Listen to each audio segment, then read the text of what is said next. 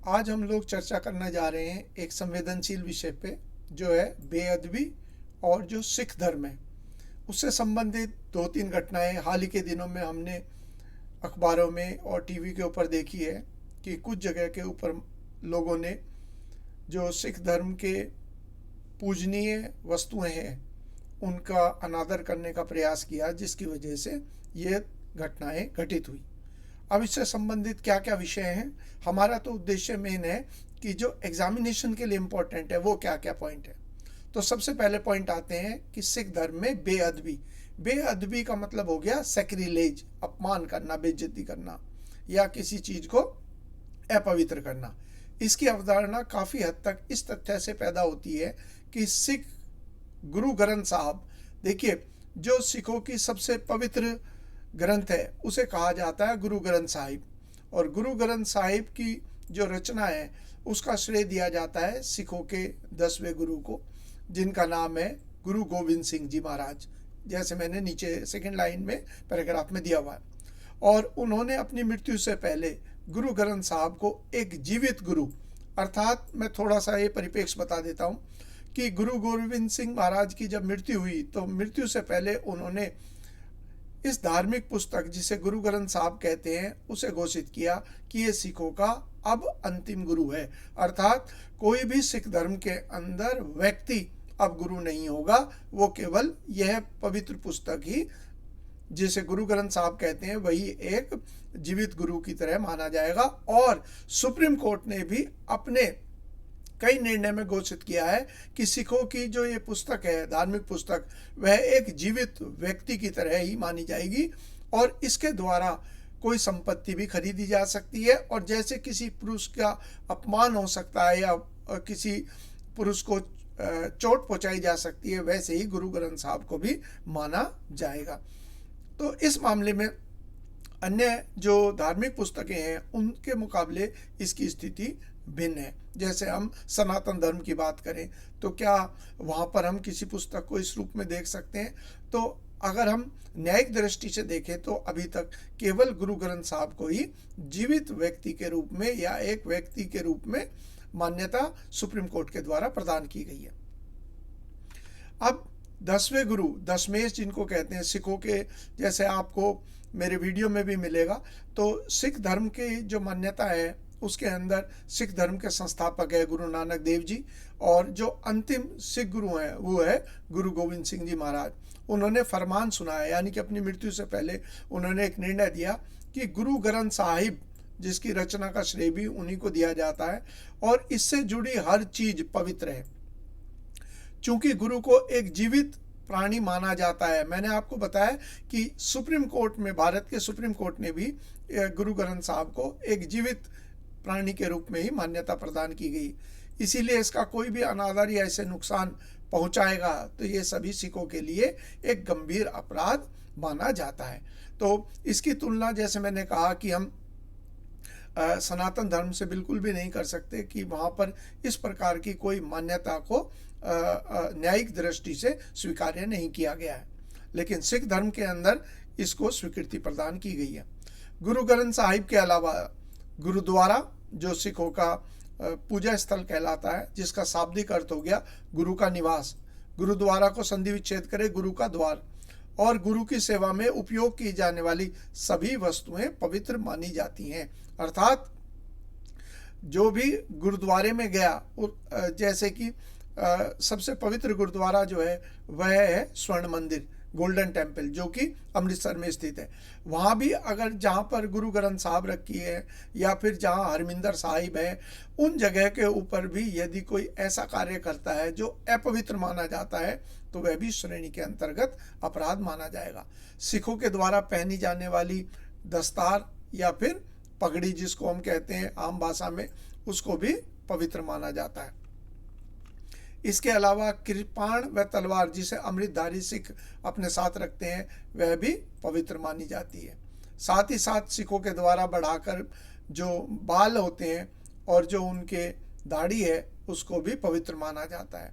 आपने कभी अगर आपके कोई मित्र रहे हो तो एक मित्र के तौर पर तो आप हंसी मजाक कर सकते हैं, लेकिन अगर कोई अनजान व्यक्ति है और उसके साथ आप उसके केस से संबंधित या उनकी पगड़ी से संबंधित कोई ऐसा काम करते हैं जिसको वह अपना अनादर माने, तो वह भी अपवित्र कार्य की श्रेणी में माना जाएगा।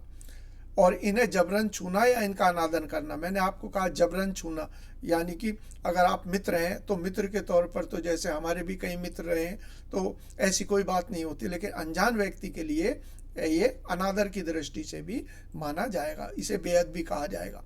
इसके अलावा हमारे यहाँ एक संस्था है जो अपराधों से संबंधित डेटा एकत्रित करती है, उसे कहते हैं national crime NCRB, national crime record bureau कहते हैं उसको।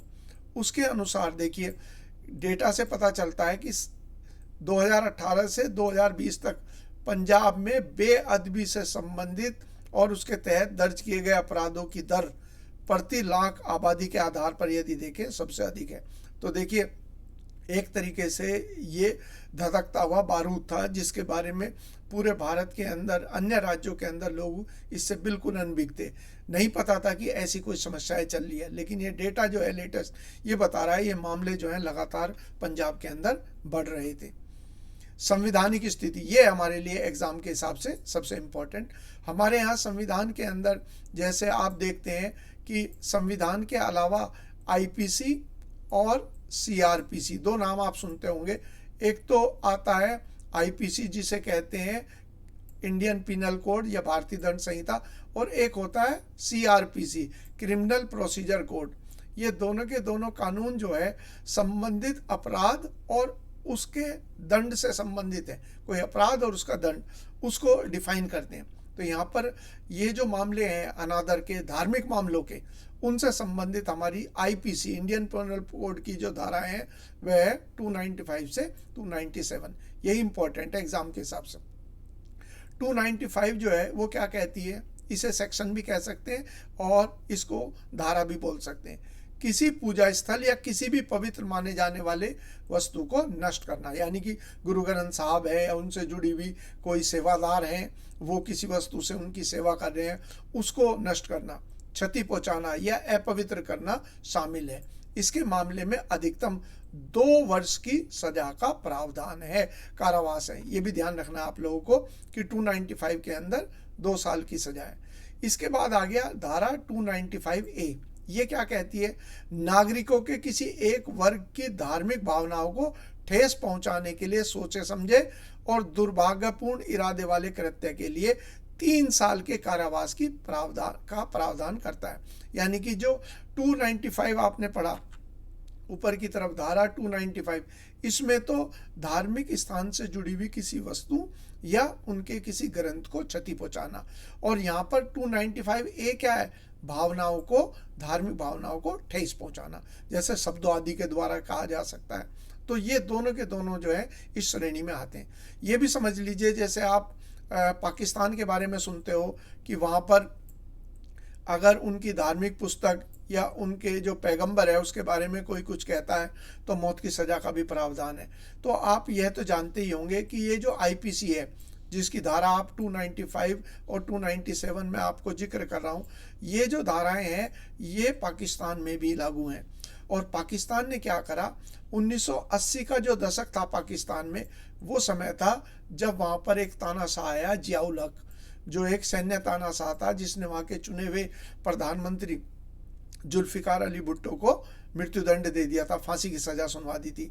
उसी ने इसके अंदर 295 के अंदर और 2 चीज़ें चेंज कर दी। क्या करा, एक तो 295B, इसमें कहा गया कि यदि कुरान के बारे में कोई अपमान करता, अनादर करता है तो उससे 10 साल की सज़ा होगी। और दूसरा उसने जोड़ा 295C, इसमें कहा कि जो सिखों के जो पैगंबर हैं, पैगंबर मोहम्मद, उनका अनादर करने के लिए मौत की सज़ा। तो 295B 295C करके उन्होंने पाकिस्तान में जोड़ा हुआ है। इसी को ब्लास्फेमी लॉ भी कहते हैं, उसी को हिंदी में इस निंदा कहते हैं। देखिए इस निंदा का मतलब हो गया ईश्वर की निंदा करना या ईश्वर का द्रोह करना। तो हिंदी में तो इसको कहते हैं इस निंदा कानून, और इंग्लिश के अंदर इसे कहा जाता है ब्लेस्फेमी। तो ये दोनों शब्द आप लोग टीवी पे तो खास तौर से इन दोनों को आप गाए या गाए सुनते होंगे। तो मैंने दोनों चीज़ें क्लियर कर दी कि ये इनका मतलब क्या है। ईश्वर की निंदा करना, उसी को इंग्लिश में कहते हैं ब्लेस्फेमी। क्रिश्चियनिटी में, ईसाई धर्म के अंदर ये बहुत पहले से मौजूद था, लेकिन जैसे हम जानते हैं कि ईसाई धर्म में बहुत सारे संशोधन करे और ऐसे रीति रिवाज जो कि आज के समाज के अनुसार नहीं है, उन्हें उन्होंने तब्दील कर दिया। लेकिन भारत में क्योंकि अंग्रेजों ने ही आईपीसी कब आई भारत के अंदर? आईपीसी तैयार तो हो गई थी आईपीसी तैयार हो गई थी 1860 में, और इसे भारत में लागू कब किया गया? 1862 में। तो ये जो आईपीसी है जो भारत में वर्तमान में है, ये लागू 1862 के अंदर हुई थी। अब इसके बाद देखिए 2015 में तत्कालीन अकाली बीजेपी सरकार, यानी कि पंजाब में ये मामला बहुत संवेदनशील था, तो 2015 में उस समय गठबंधन की सरकार थी, अकाली दल और भाजपा की। उन दोनों ने मिलकर जो है कानून राज्य की विधानसभा में पारित किया, जिसके द्वारा आईपीसी में संशोधन किया गया। यहाँ हम लोग देखेंगे कि आईपीसी में क्या संशोधन कर सकती है राज्य सरकारें, वो भी मैं आपको बताऊंगा। इस संशोधन किया गया और ये किया गया कि इसमें एक नया सेक्शन जोड़ दिया गया, सेक्शन 295AA। इसमें कहा गया कि गुरु ग्रंथ साहब की बेअदबी करने के लिए आजीवन कारावास की सजा का प्रावधान। वरना आप क्या देख रहे हैं, इनकी धार्मिक ग्रंथों की बेअदबी के लिए जो हमारे यहाँ कानून था, दोबारा देख लीजिए 295, ये धारा 295 में कितनी थी? 2 साल की कैद। और जो नया संशोधन किया गया उसमें क्या कहा गया? उसमें कहा गया लाइफ इम्प्रिजनमेंट, अर्थात आजीवन कारावास की सजा का प्रावधान था। साल 2018 में इसमें संशोधन किया गया और सभी धर्मों की पवित्र पुस्तकों को भी शामिल कर दिया गया। जैसे मुस्लिमों की कुरान है या हिंदू भगवत गीता को कुछ मानते हैं, तो उनको भी शामिल कर लिया गया। यानी कि इन तीनों धार्मिक पुस्तकों की, या बाइबल भी शामिल किया गया जो ईसाई अपनी पवित्र पुस्तक मानते हैं। और ये कहा गया इन सभी का अपमान करने के लिए आजीवन कारावास की सजा दी जाएगी। लेकिन इस विधेयक को राष्ट्रपति की मंजूरी नहीं मिली है। क्या राष्ट्रपति के पास क्यों गई? क्योंकि आमतौर पर तो हम पढ़ते हैं कि राज्यपाल मुखिया होता है। तो वहां पर मैं आप लोगों को अब कुछ चीजें संविधान की बताता हुआ चलता हूं। हम यह तो जानते हैं कि हम राज्य के अंदर कोई भी कानून जब बनता है, जब राज्य का राज्यपाल या गवर्नर उस पर हस्ताक्षर करता है, उससे पहले राज्य का विधानमंडल, स्टेट लेजिस्लेचर कानून को पास करता है। लेकिन गवर्नर के पास एक विकल्प और है कि वह किसी भी विधेयक को राष्ट्रपति, प्रेसिडेंट के पास सलाह के लिए भेज सकता है। तो यही काम इसमें हुआ कि राज्य पंजाब की विधानसभा ने तो कानून पास कर दिया, लेकिन राज्यपाल ने राष्ट्रपति के पास इसे भेज दिया, और राष्ट्रपति ने इस पर अपनी अनुमति प्रदान चूंकि नहीं करी है, इसलिए कानून नहीं बना है। ये भी हम न्यूज़पेपर में पढ़ रहे थे कि वर्तमान की सरकार ने राष्ट्रपति महोदय से आग्रह किया है कि वह इस कानून पर हस्ताक्षर कर दे, ताकि इसे एक न्यायिक दर्जा प्राप्त हो। अब क्या प्रावधान है, अब देख लेते हैं हम क्या क्या स्थिति है। एक आप पढ़ते होंगे, एक शब्द आता है समवर्ती सूची, इसी को कहते हैं कंकरेंट लिस्ट। कंकरेंट लिस्ट या समवर्ती सूची का क्या तात्पर्य है? तो ये है कि हमारे यहाँ संविधान के अंदर, क्योंकि भारत की स्थिति क्या है, भारत एक संघ है, अर्थात यहाँ पर जो है कानून राज्यों को भी, कुछ कानून ऐसे हैं जिन पर राज्य कानून बनाता है, कुछ कानून ऐसे हैं जिसमें केंद्र या सेंट्रल गवर्नमेंट कानून बनाती है। तो यहाँ पर जो विषय भारतीय संसद के अधिकार में है उनको कहते हैं संघ सूची के विषय। ठीक है, संघ सूची के विषय वह होते हैं जिन पर कानून भारत सरकार बनाती है। उदाहरण के तौर पर भारतीय रेल है, या भारतीय सेना है, या हमारी बैंक है, जनगणना है, उन्हें तो कहते हैं संघ सूची। कुछ विषय ऐसे हैं जिन पर कानून बनाने का अधिकार केवल राज्यों को है, इन्हें कहा जाता है राज्य सूची के विषय। तो राज्य सूची के विषय ऐसे हो गए जैसे पुलिस है, कानून व्यवस्था है, इस पर कानून राज्य की विधानमंडल। और तीसरा जो है उसे कहते हैं समवर्ती या कंकरेंट लिस्ट। ये वो विषय हैं जिन पर कानून बनाने का अधिकार केंद्र सरकार और राज्य सरकार दोनों को है। हालांकि अगर दोनों के बीच में कोई विवाद उत्पन्न होता है समवर्ती सूची या कंकरेंट लिस्ट के विषय को लेकर, उसमें केंद्र की बात जो है वही मान्य होगी। और चूंकि ये जो आईपीसी और सीआरपीसी है ये जो है समवर्ती सूची का विषय है, तो इस पर कानून जो है राज्य भी बना सकते हैं। इसलिए आईपीसी की जो धारा है 295 उससे संबंध में संशोधन का अधिकार चूंकि राज्य की विधानमंडल को है, इसीलिए पंजाब की राज्य विधानमंडल ने कानून पारित किया। तो यहाँ मैंने ये पॉइंट दे रखा है आपको, ये वाला जो आप ये पढ़ रहे हैं कि ये राज्य सूची समवर्ती सूची में क्योंकि शामिल है, और समवर्ती सूची में टोटल कितने सब्जेक्ट हैं 52, पहले कितने थे 47, संशोधन किया गया और 42वें संविधान संशोधन और कुछ नए विषय जोड़ दिए गए जिसकी वजह से संख्या बढ़ गई। यह विषय हमारा दूसरा है, इस पर हम जब हम सूची आदि के बारे में पढ़ेंगे तो मैं करूँगा।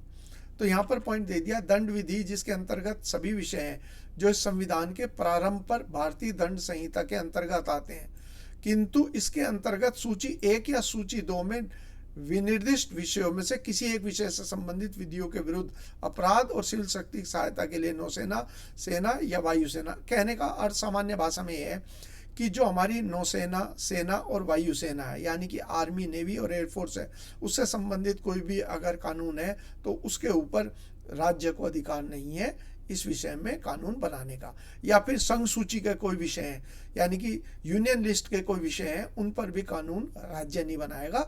बाकी अन्य जो विषय होंगे उन पर कानून राज्य अवश्य बना सकता है। यानी कि ये जो 295 हैं ये क्योंकि ऐसे विषय नहीं है जिस पर राज्य को अधिकार नहीं है, इसीलिए राज्य ने इनमें संशोधन करने का निर्णय लिया है।